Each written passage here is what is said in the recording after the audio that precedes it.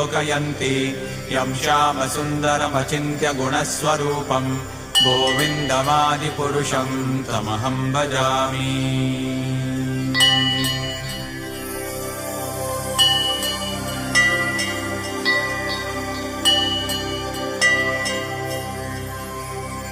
रामादिमूर्तिषु कलानियमेन तिष्ठन् नानावतारमकरोत् भुवनेषु किन्तु कृष्णः स्वयं समभवत्परमः पुमान्यो गोविन्दमादिपुरुषं तमहं भजामि।